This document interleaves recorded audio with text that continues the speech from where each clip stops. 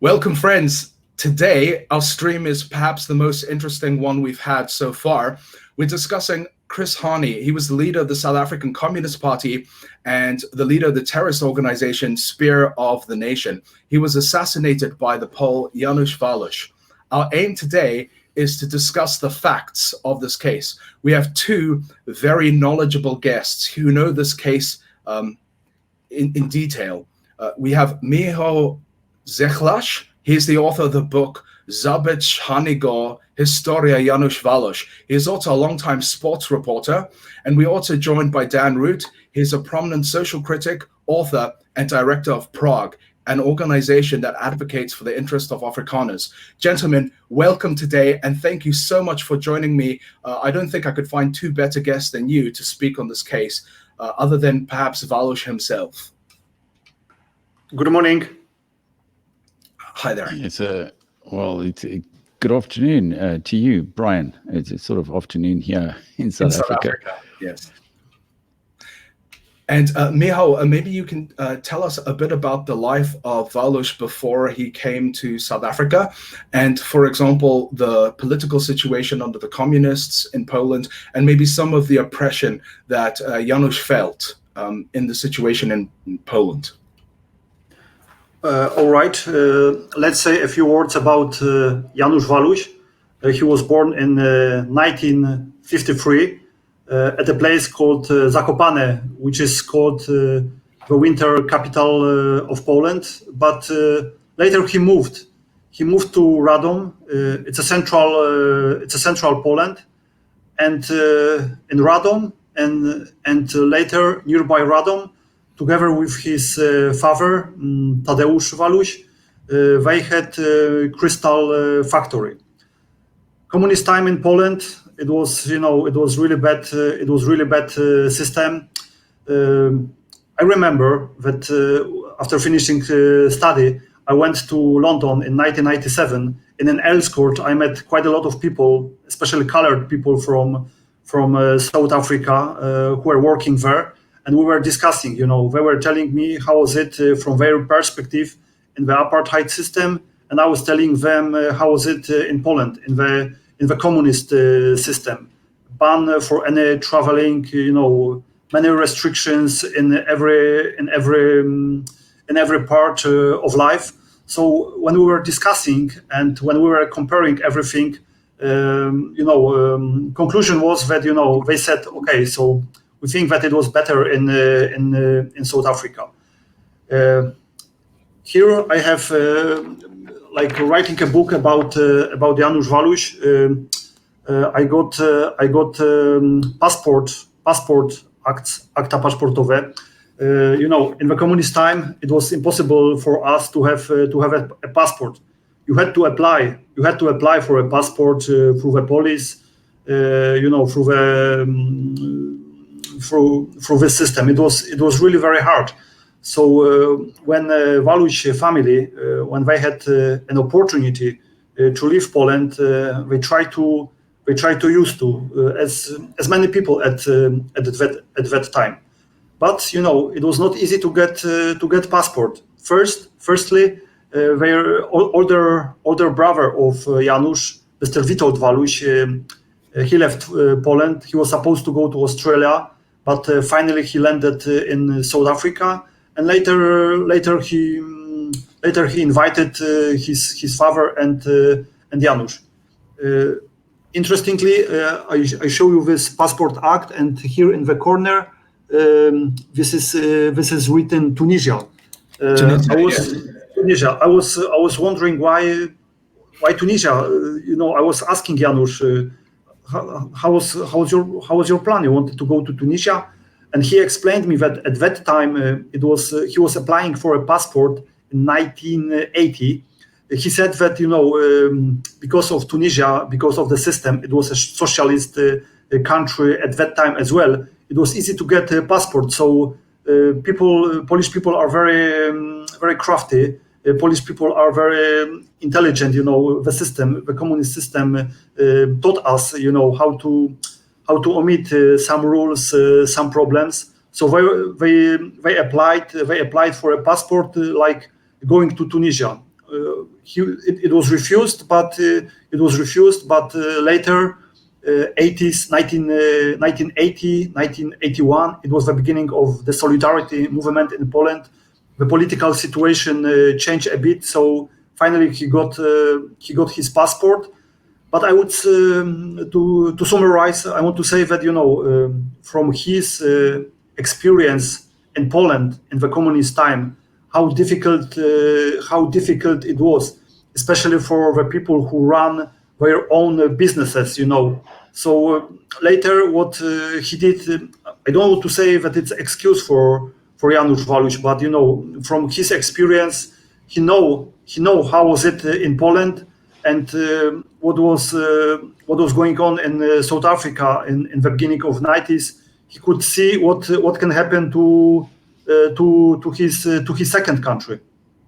Yes, I think in your book you mentioned that, for example, if Janusz Waluś was given access to Tunisia, the whole history could have been completely different, and the action of the assassination of Hani from Janusz Waluś may have never happened. Indeed, so just like the stamping of a passport can change a person's destiny in some way. Okay, Dan, maybe you can tell us just about the problems in South Africa in the run-up to the assassination of Hani. What sort of problems were there connected to terrorism in South Africa? Can you tell us maybe about the National Party and some of their betrayal to their electorate? And can you give us a bit of the background? Sure. Yeah. Yes, well, South Africa's internal policies were criticized all over the world, starting in the early 1960s or so, ever since we became a republic in 1961. But it didn't really, and there was an underground communist movement that started in the 1950s around the South African Communist Party, because that was banned in 1950. But they didn't have much funding. They got some funding from the Soviet Union, but it was only about £30,000 per annum that they got from the Soviet embassy in London. And it wasn't really enough to overthrow South Africa. But then in the late 1960s, and ever since Olof Palme became Prime Minister of Sweden, the Swedes started funding the ANC and the South African Communist Party a lot. They gave them millions of dollars. And there was a big anti-Vietnam War movement in Sweden at the time. And when that came to an end, they still had a lot of these organizations and people and activists and so on. And then they moved on to South Africa as the next big issue. And that's how Sweden started funding the ANC. And after that, about towards the late 70s, they started to wage a terrorist campaign in South Africa. And all in all, the ANC and the Communist Party, they committed about 200 terrorist acts in South Africa, including in 1983, the Church Street bomb, in which 19 people died and about more than 200 were injured. It was a really atrocious incident right in the middle of Pretoria. They placed a bomb inside a car and it exploded. But they made some sort of a mistake as well, because the people planting the bomb, they also blew themselves up. And but a lot of people died, and towards the late 80s, they were still committing these terrorist acts.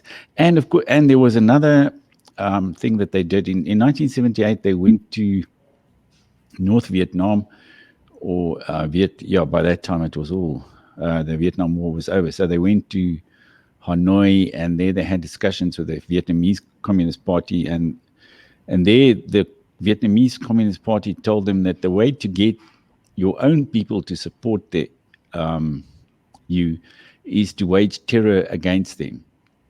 And that's what they started doing as well. Any of the moderate black people, like the Inkatha Zulu Party, and the Homeland people who supported the Homeland leaders, and the various tribal leaders in South Africa, they started attacking them, and they killed about 20,000 people in the late 80s, early 90s. And then in 1985, P.W. Botha told Mandela, who was still in prison at that time, that if he had to renounce violence, he would let him out of prison. But Mandela refused to do that, and his daughter, who has just died actually, Zinzi Mandela, she was 59 years old, she read a statement in Soweto before the foreign media in which she said that her father would never renounce violence, and he would continue the war against South Africa and so on. But then in 1989 there was a change of government where there was sort of a palace revolution inside the National Party, the governing party in South Africa, and they ousted P.W. Botha, who was president at the time, and de Klerk stepped in to take over from him. And then within a year or so, de Klerk decided he didn't even discuss it with his colleagues or anything. On the 2nd of February 1990, he just announced that they were going to release Mandela, unban the Communist Party and the ANC. And from that moment onwards, South Africa became more and more unstable, because while they were pretending to negotiate, the ANC and the Communist Party, they were actually smuggling more and more weapons into the country and killing more and more people as part of this People's War doctrine that they got from North Vietnam. And there were a couple of big massacres, like the Boy Patong massacre. And whenever something like that happened, they actually blamed the government and the police for that, even though they had nothing to do with it. In fact, after the Boy Patong massacre, in which about, I think, 12 people or so died, they had an international commission about that. Even a person from Scotland Yard in the UK was part of the commission, and they found that the police had no culpability in that incident. But Mandela at the time swore to the media. He said the police did it and so on. So they were using, again, violence and propaganda all the time. And then Hani was, he was high up in the Communist Party. I'm not sure if he was the actual leader or just the leader of the military wing or the terrorist wing. But he was known to the security forces in South Africa. And in fact, he had been targeted for an kind of assassination before. In that, so there were two attempts on his life before Waluś was successful. Yeah, because I spoke to one of the generals, and he told me that Hani he had ordered quite a few of these terrorist attacks inside South Africa, and he certainly was a killer. He was involved in military action. He was like in the field with the military, engaging in guerrilla war. Yes. Yes, but when you're talking about guerrilla war for the ANC, they never came across the border or anything like that. They just would send a few people with bombs, or they would just shoot unarmed civilians, or they would place bombs on farm roads where mostly black farm workers were killed. But it was this kind of cowardly terrorist war that they were engaging in. But I had it on good authority from one of the generals that Chris Hani used to fly about once a month to Maseru in Lesotho. And there was a house there where he used to stay in. And they had sent a few special forces people over there, and they already had their guns and everything inside the country. And they were just waiting for the order from the head of the army to go ahead and just attack the house and shoot Hani and get it over with. But then they found out that there were two women also sleeping in the house, civilians. And so the head of our defense force decided no, it was too risky because they might get hurt in the process, and then there would be bad publicity and so on. And they called off the attack. So it's really sorry, Dan. Is this officially like public? Is this public knowledge or no? It's actually not public knowledge. This was told to me in confidence by an ex-general of the South African Defence Force. Okay. He told me about he was in charge of the special forces at the time. Right. He told me that. So he knew, and he was very disappointed because they'd already done all the preparations and planning and so on, and then it was vetoed from above. And apparently that happened quite a lot in South Africa, that whenever the army really wanted to respond to the ANC and the Communist Party, it would be vetoed by some politician or the Minister of Foreign Affairs or whatever. So we never really responded like we should against these vicious attacks that were being made on our country. And I think for somebody like Waluś, he saw how these people were getting away with murder, and that probably convinced him to do something about it himself. Yes. Okay, Michał, can you just tell us a bit more about Waluś's life in South Africa and sort of the contacts that he made? Like, of course, he went there and he met up with his family, but maybe you can speak about some of the other groups that Waluś was involved with. Yes, Dan mentioned that Chris Hani lived in Maseru, the Lesotho capital, and interestingly, his house there was called Moscow, because he visited Moscow. The capital of the Soviet Union, in 60s. So it shows how strongly connected Chris Hani was to the communist system. But coming back to Janusz Waluś, to his odyssey, he finally got his passport in the last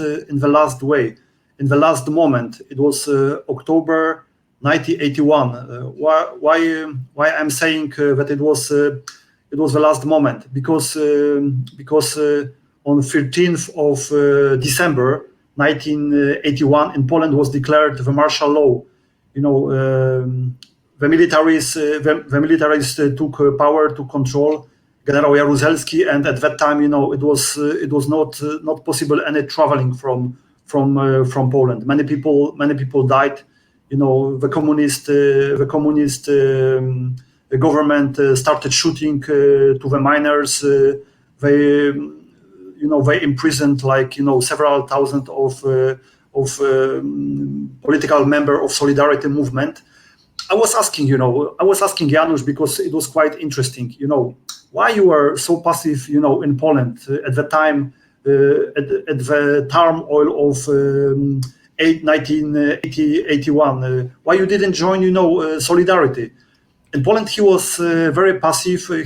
His explanation was, he said, "Listen, I was connected with my father, with my family, to private initiative. At that time, for such a people like us, there was no place in political life. We should run our business.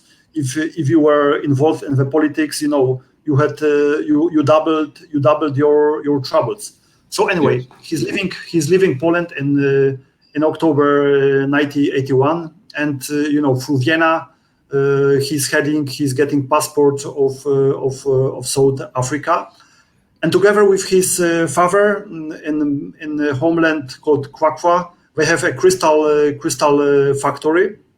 And comparing to Poland, in South Africa, he's quite active about political life. He met Clive Derby Lewis.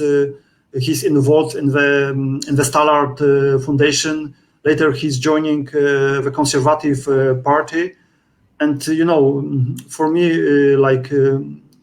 from journalist point of view, it was very interesting that he started even meeting an agent of intelligence South Africa, Mr. Johan Fourie. So he's quite involved, what is going on in very interesting time in South Africa in 80s. Yes, and you also mentioned in the book that he did meet the general Tinier Groenewald. So he also had connection with a military general from the South African Yes, Brian, you're right. It was, it was with Tinier Groenewald. It was, just before the assassination. It was in, I believe it was 1992 or even 93. What can we add? Janusz Waluś through Clive Darby-Lewis. He met as well Eugene Terreblanche, from African resistance movement. At that time, very strong organization. Yes, so like comparing Poland and South Africa, he's like two different type of person. In Poland, he's passive, but in South Africa differently. He's engaging what is going on there, and later he's joining Conservative Party. Yes, in your book, you mentioned that you asked Waluś about why he wasn't engaging against the communists in Poland. And one of the things that Waluś has reported to you is that the communists were at every level of Polish organization. And as far just by induction, I would think that he was hopeless. He felt hopeless about the situation in Poland, whereas in South Africa, the Communist Party didn't have power. They were still in the shadows and they couldn't operate freely. So it seems like Waluś thought that, I'm not sure, I'm inferring this, but to me it seems like Waluś thought that like his actions may have made like a very big difference to the future of South Africa at the time. Yes, and what Dan was saying in the beginning, I just want to add, when I was digging, when I was reading materials, I remember that in that time, we are in 1980s, executive members of ANC at that time, most of them, they had they have documents, IDs of South African Communist Party as well. It was closely associated. On one side, ANC, and on another side, South African Communist Party, who was and who still, I believe, is a part of ANC. Yes. Yes. Okay, so Dan, yes, go ahead. And to some extent, the ANC for a long time was actually just a front of the Communist Party, because in 1968, thereabouts, they had a conference in Tanzania, the Mahoro Conference, where the ANC wanted to actually disband, and then the Communist Party told them, no, don't you disband. We'll get some money and, have faith. We are still going to win.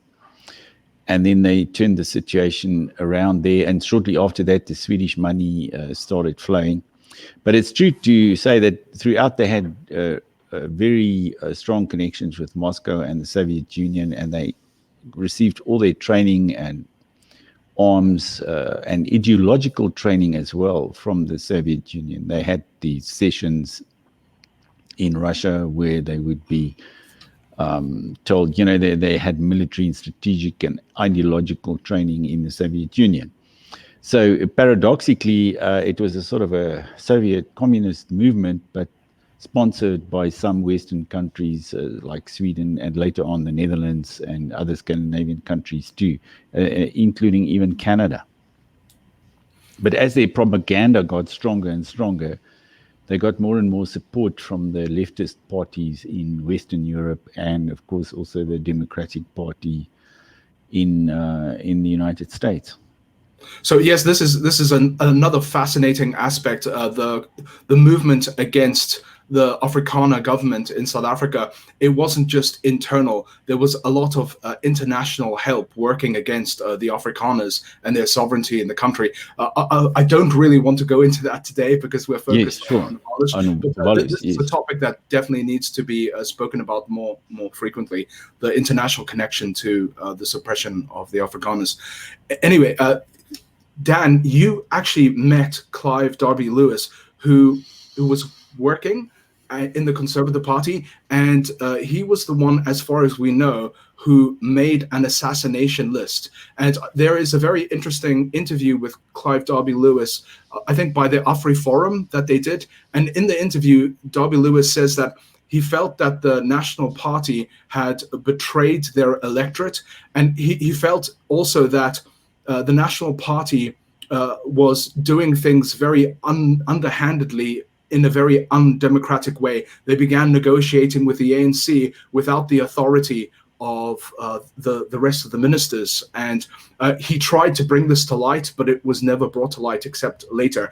And in response to feeling that nothing could be done democratically, he set up an assassination list. Is this correct?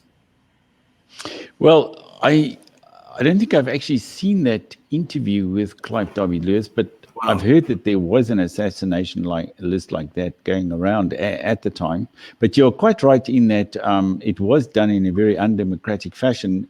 And in fact, the intelligence service, they started it first because from about 1982, the national intelligence had covert contact with the ANC in Switzerland and elsewhere. And they were they were trying to negotiate some sort of a deal with him.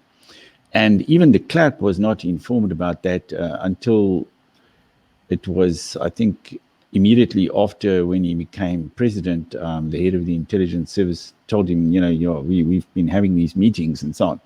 So de Klerk was very much surprised by that. And he told the head of the intelligence at the time, Neil Barnard, that, next time you should tell me. But of course, there wouldn't be a next time. So, it was, and of course, the ultimate betrayal was during the negotiations, because the National Party initially, the cabinet had formulated certain principles that they needed the negotiators to respect. That it should not be a complete handover of power, and that the Afrikaners should retain some form of sovereignty and influence in whatever new constitutional order there would be. But in fact, Rolf Meyer, when he became the chief negotiator, he completely abandoned those. And in the end, as one journalist put it to me, he was negotiating not with the ANC on behalf of the National Party, but he was negotiating with the National Party to accept the ANC's proposals. And people thought there would be a second referendum around the constitution. They were promised that, and that never happened either. They were just presented with a fait accompli, which was a complete surrender to the ANC, the army, and the police, and everything. Immediately, the ANC, the terrorist organization, they took those people and gave them high posts within the police and the army. And today, South Africa is completely run by the ANC. There's no, as in any communist system, there's no, distinction between the state and the party. It's all one organization and one apparatus. Okay, Michał, Brian. Yes, Brian. If I could add something what Dan said about the list, because as we know, I believe the referendum in South Africa was March 1992, which gave a green light to President de Klerk for negotiation. And at that time, some members of Conservative Party decided that it's time to do something. And I believe it was something like this, that Gay Derby-Lewis asked one journalist, Arthur Kemp, for a list of addresses of some prominent people. She didn't say for which purpose she needed this, but later that list was reduced to the nine names. That list with 9 names, when it was raided later after an assassination through the South African police, it was found in Janusz Waluś flat in Johannesburg. Number 1 on that list was Nelson Mandela. Number 2 was Joe Slovo, who at that time was a leader, intellectual leader of South African Communist Party. ex-leader of the communists by then. Yeah. Yes, and number 3 was Chris Hani. Yes. Chris Hani. Yeah. Actually, Arthur Kemp is still alive, and it would be very interesting to try reach out to him and to get the information from him. I believe at the Truth and Reconciliation Commission, he said that he wasn't responsible for it, but Clive Derby Lewis at that time said that he was responsible for the list. But however, if you watch the interview with Clive Derby Lewis from 2016, there he specifically says that he made the list himself. So that was a self-admission on camera. I recommend that anyone who's watching this and who's interested in the case, watch this AfriForum documentary with Clive Derby Lewis. Okay, Clive Derby Lewis was under an injunction not to speak about his case until he died. And AfriForum, I believe, interviewed him before he died, and they published this interview. So it's, again, a lot of good information about the case on Waluś. Okay, so can we get on to the topic now of the actual assassination? Michał, can you tell us about the assassination? What exactly happened? What are the facts that we know? Yes, but maybe just a few words before this. I just want to tell you one thing. We are in 1992 referendum in South Africa.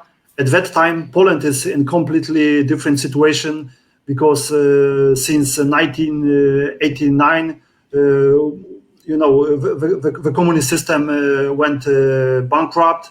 There is a new system.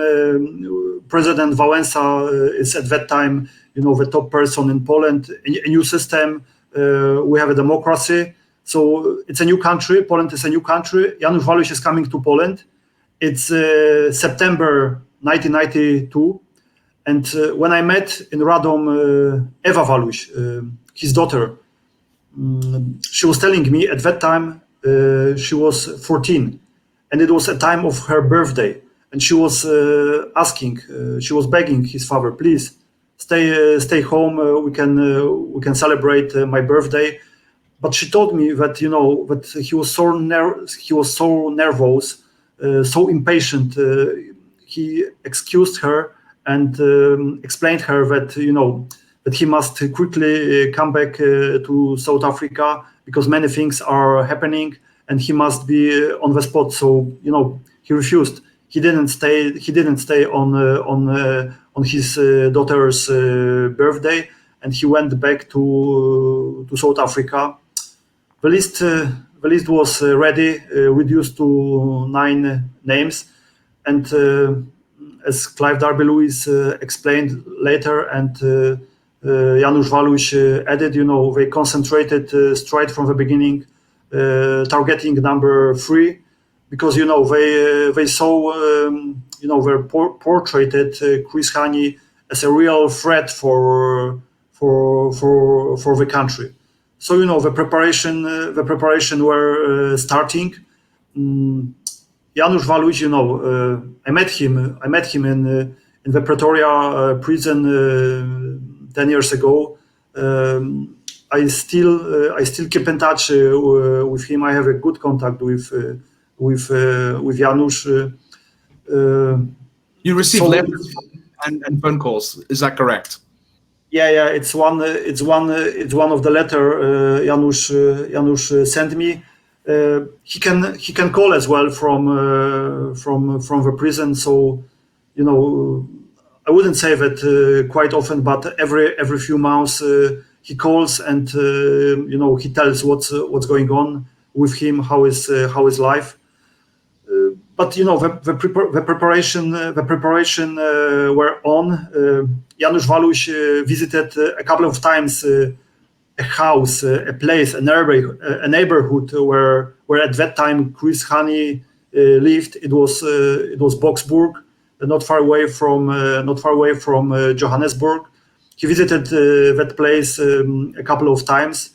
Always going there. He was changing the numbers on the board of his vehicle, red Ford Laser.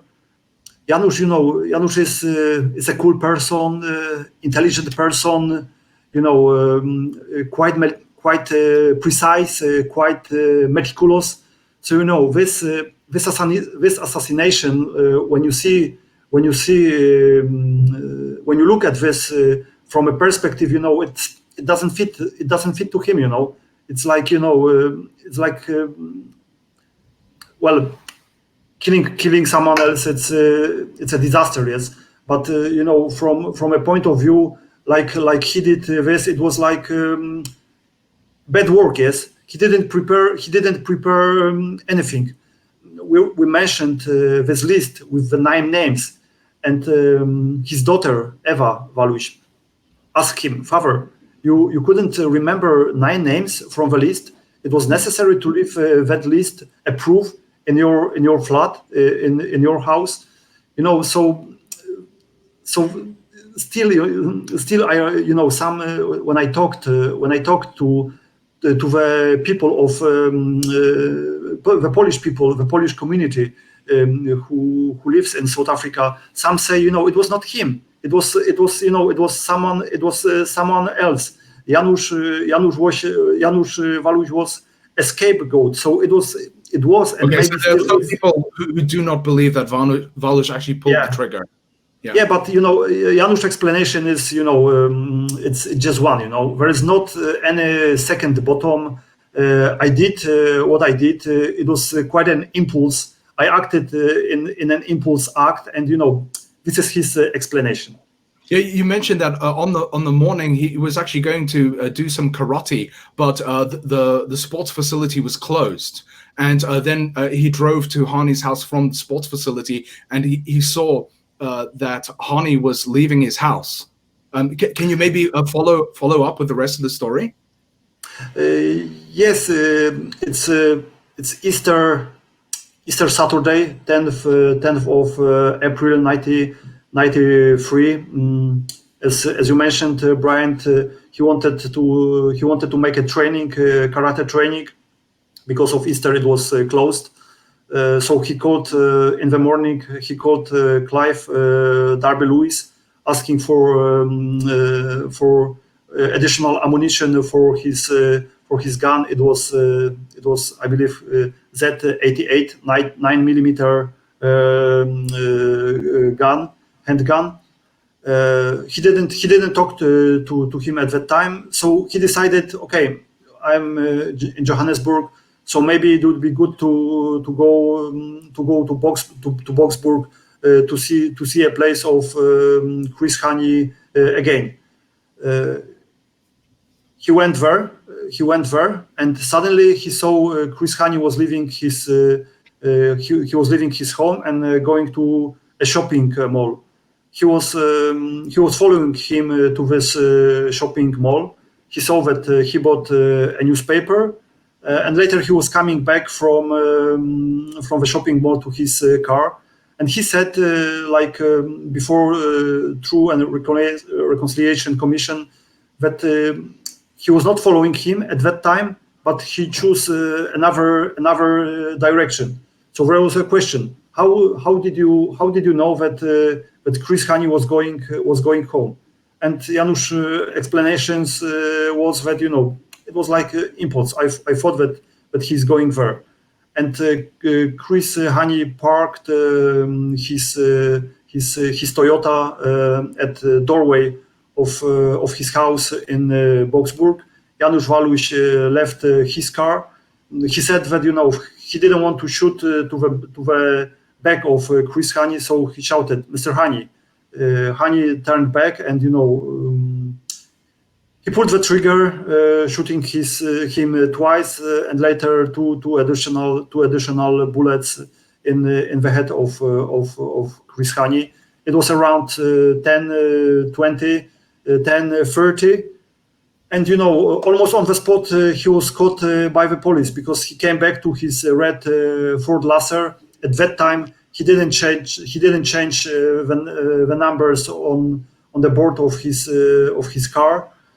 So 30 minutes after, he was caught with this gun Z88 on the spot by the police and arrested.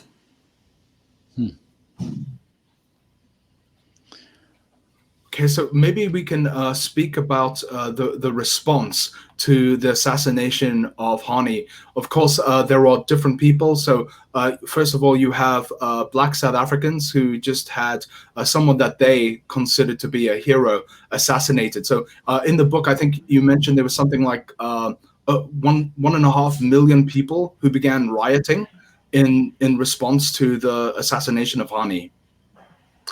Yes, it was. I mean that I'm sure that Dan could say much more about this. Dan, can you maybe tell what us was about going on in South Africa at that time? Yes, there were some riots, and I remember I was working at Standard Bank at the head office in Johannesburg at the time, and it was right next to the M2 motorway. And they were sending these buses to the funeral, full of people. And because there wasn't enough space in the buses, a lot of them would climb on top of the bus on the roof. And we saw these buses going by, through the window of our offices.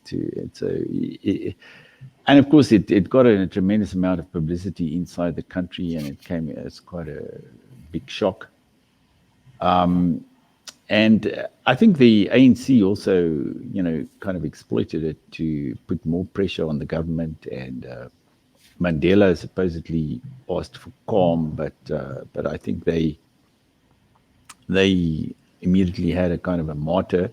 And there was also some theories about the fact that Hani and Thabo Mbeki were rivals, and it possibly even Thabo Mbeki knew about this plot to assassinate Hani beforehand, and they didn't do anything about it because it served him, and Janusz Waluś actually eliminated his rival, and that way he could ultimately become the deputy leader next to Mandela, and then eventually also president of South Africa.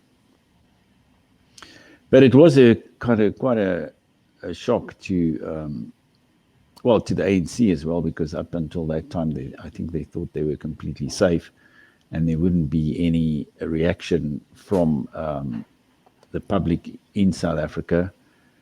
But then they got another impression from Waluś's act. But later on, but within the context, Waluś should have been amnestied. Because a lot of the ANC people and the others from organizations like APLA and so on, who even went into a church and mowed down dozens of innocent people, the St. James Church massacre, all those people got amnesty from the Truth and Reconciliation Commission. And even though somebody didn't directly order Waluś to do it, the fact that it came out of the Conservative Party and it was a political assassination, he should have been amnestied, but he didn't get amnesty, and even until now he is being denied parole, completely against all the rules and the laws of the Department of Correctional Services at the moment. So he is really being made into a scapegoat for what happened back then. Yes. So Michał, the status of the case at the moment. Can you maybe tell us about what Waluś has been doing to try have freedom? Of course, he was sentenced to a life sentence, which is 25 years, but he's been in prison now for almost 27 years. Can you maybe tell us about the process, and can you maybe tell us about what Polish people feel towards the Waluś case? Yes, but before this, Brian, I just want to tell you, taking some phrase from that letter. Janusz sent me this. It was after publishing the book, and he was writing here that Chris Hani at that time he knew that something is going on around him, and all the time next to him there was one or a few bodyguards. on that particular day, on that Easter Saturday on 1993, there was anyone. So it was one of the question mark how Janusz Waluś did know about this. But Janusz explained in this letter that until the last moment I didn't know what's going to happen. I suspected that from a neighborhood, from the house can come his bodyguards, not with guns but with rifle AK-47, and I estimated my chances like 50-50. So I want to say that Janusz Waluś he's like idealistic about what he was doing, how was he thinking. I mean that his tactic during that trial before TRC in 1997, 1998, if he could say something more about his backgrounds, about how bad was it in Poland in the communist system. So maybe it would be a plus for him, but he didn't want to use it. He saw Clive Derby-Lewis not only as a political figure, but as well like his close friend. He wanted to be close to Clive Derby-Lewis, who was much older than him, and I think that Janusz as well felt or feels some kind of guilt that after a week interrogation, quite strange interrogation, he finally told the officers, the detectives, the names of Clive and Gay Derby-Lewis. So yes, this way. In the book, you mentioned that they were plying him with alcohol, and they also began putting rumors into his head, saying look, we're actually the good guys. We think that what you did was good, but we need to protect the people who helped you to carry out the assassination. And in the end, Waluś, after these 7 days of being interrogated without getting any sleep, being plied with alcohol and potentially even drugs, he mentioned the name of Clive Derby-Lewis in the belief that he was telling the good guys in the case the issue. So this is a lesson to anyone listening. If you ever get arrested by the police, don't drink the Kool-Aid. Yeah, exactly. So it was in this way that he revealed the names. But coming back to your question, Brian. In Poland there are groups. I would say some not very big one, but quite visible, and the groups which they can express themselves quite loudly. I mean about ultras or the Polish football fans. Mostly they are associated with right wing of Polish society, of Polish political spectrum. So, for instance, fans of Legia Warszawa, Raków Częstochowa, Jagiellonia Białystok, many other Polish football clubs. These ultras, they support Janusz Waluś, portraying him, his head on the stadiums. They even support him financially because appealing before the courts, it's everywhere, very expensive. So they try to help him in this way. But I want to tell as well one thing. I remember a couple of years ago, a reporter from South African television, ENCA, Annika Larsen, came to Poland, and she made quite a good documentary about Janusz Waluś, searching for Janusz Waluś. And at that film, she was interviewing a well-known Polish Catholic priest, because in Poland, Catholic Church has quite a big influence on the life in Poland. So she was interviewing priest Tadeusz Isakowicz-Zaleski, and he said, it's a good way what he said about Janusz Waluś, that he's not a hero. Like he's not a hero because someone who killed someone else cannot be a hero, but he's a tragic person, and I think that priest was right what he was saying about Janusz Waluś. Yes. Yeah. So in the case of Waluś at the moment, of course, terrorists in South Africa who were responsible for murdering people, they were given amnesty. Waluś was not. Waluś was given a sentence, and he served his sentence, and he's still in prison now for 2 years longer than his sentence. Is he sorry for what he did? Like, did Waluś say anything? Dan, you also met Waluś. Did he say anything about his feelings towards the case? I'm sure he must be sick of being asked about this case now, but has he apologized, or does he stand by his actions? I think he according to the media reports, he has apologized, and he has said that he has remorse about it. But about taking a man's life. Yeah. Yes, about taking another man's life. When I visited him in prison, I was with Gay W. Lewis and an Afrikaans actress who wrote a book about Clive Derby Lewis, but it hasn't been published yet. We didn't really speak about politics all that much while we were in prison. It was more of a social call, and but he impressed me in that I found him to be an intelligent and decent man, very courteous and so on. And it just seemed so extraudinary that he should be there in prison.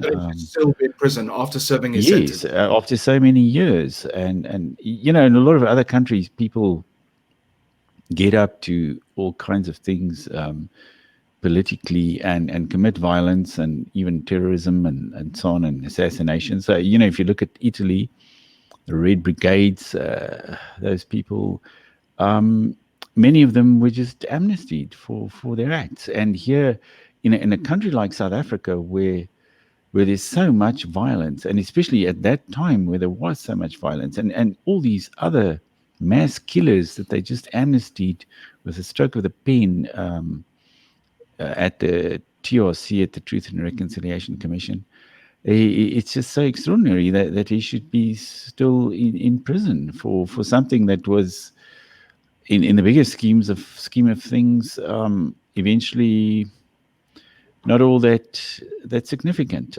Even though Hani was, but he was he was more well known after his assassination than before. I think within the ANC circles and among the left, they knew about him, but the general public wasn't really much aware of Chris Hani as a person, and he wasn't really somebody who played any major political role before his assassination. He was more on the evil kind of assassination and violent side of the ANC, I would say. Michał, you want to add something? Yeah, Brian. Yes, Brian. I just want to add what Dan said. That a couple of times he met in the Pretoria prison Lindiwe Hani. It's one of the daughter of Chris Hani, and after all, she published a book in South Africa, and I think that it's justified to say that she forgave Janusz Waluś, but there is one person, quite influential one, Limpo Hani, the wife of Chris Hani. She's always opposed, she's organizing actions, protest about any kind of release, any kind of parole for Janusz Waluś. And as well, I want to add something what Dan said, that there is something like double standards. Yes. From South African governments, like not only for black people, but look for instance in the last years they released the parole was they paroled Eugene de Kock, who was the top person of the death squads, as well Ferdy Barnard. I believe that Ferdy Barnard, he was sentenced. It was a double sentence plus 63 years. All these people were paroled, were released, and Janusz Waluś, just after 27 years, he's still behind bars, and I think that that these groups of Polish ultra fans, are right that they are supporting him. Yes, and as far as I know, Hani's widow, she claims that Waluś and Derby Lewis, they never actually explained who was responsible for organizing the assassination, and that was also the conclusion of the Truth and Reconciliation Commission, is that there wasn't sufficient evidence about who was responsible in planning it. As far as we know, guys, does it seem clear that it was Clive Derby Lewis and Waluś who were involved in the case? And as far as we can see, is there anyone else that we know for certain who is involved in organizing this? In the book, Brian, there is one chapter about they call it the third force. It was supposed to be a group of top officials, top officers of from wide services of South African army, South African police, and the TRC, and I think that some of the people from the government, they wanted to see someone else behind the curtain, someone else behind Clive Derby Lewis and Janusz Waluś, but Janusz was repeating before the court in 1993. He was repeating before TRC in August 1997 that there is no second bottom, that what he said it's true, and there are no any other evidences, and there are no any documents that someone else was involved in this plot, in this assassination. Yes, I know that you have to go, Michał, because you're doing sports reporting today, so I don't want to keep you too much. It's been fantastic chatting with you. Just lastly, can you maybe tell us about the condition of Janusz Waluś? In the book, you mentioned that he has an English and Polish priest coming to him to do the liturgy service for him, so he's still religious. Did he end up getting married, and what is the physical condition and mental condition of Waluś, as best as you can tell? Yes, as I said, I still keep in touch with him. Dan as well met him in Pretoria prison, and I think that he can say as well that he's a very strong person, very strong mentally, very strong physically. He's reading a lot in the prison.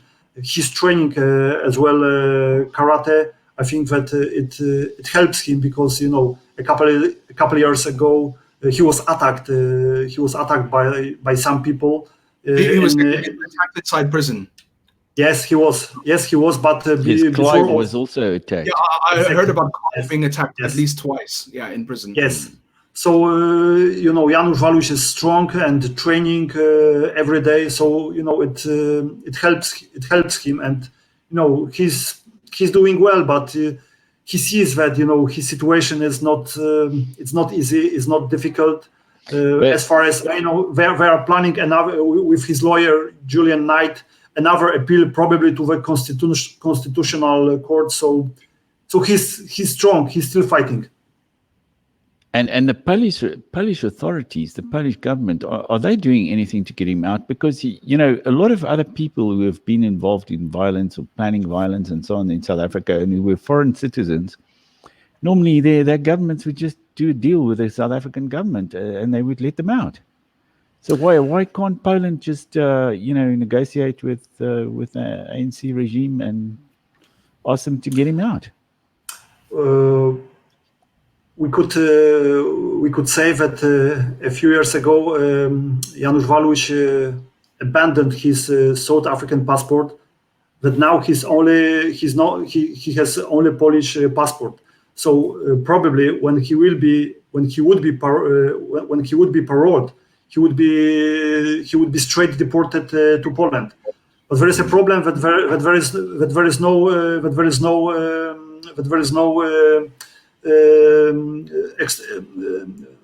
there is no agreement between Poland and South Africa about deportation.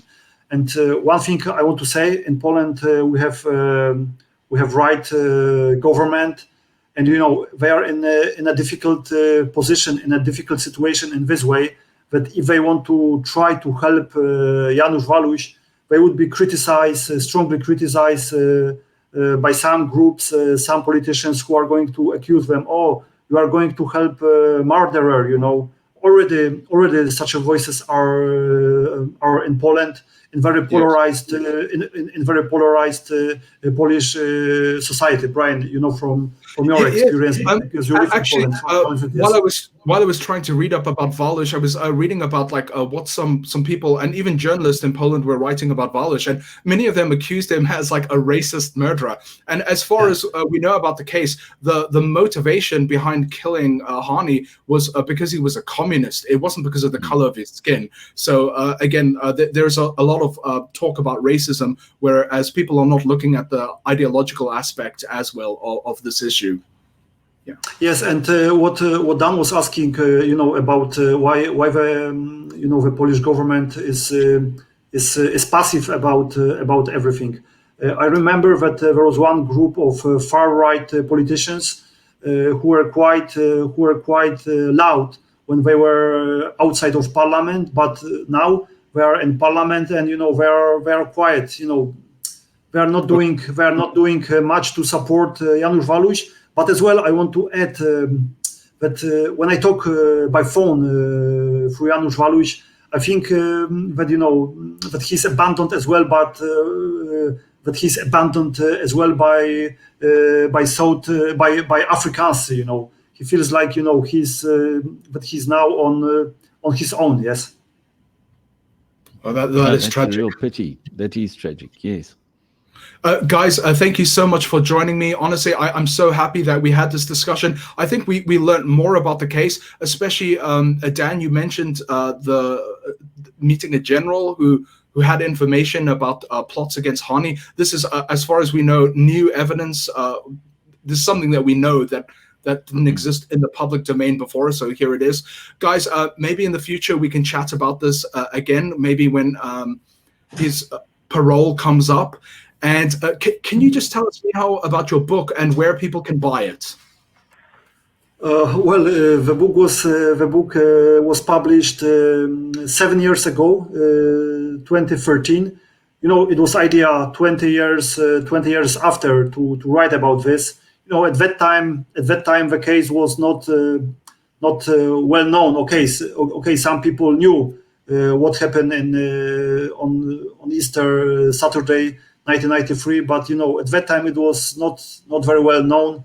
Now the situation a bit changed, but now it's hard to get, because it was not not many copies were published, so now it was quite hard to get it.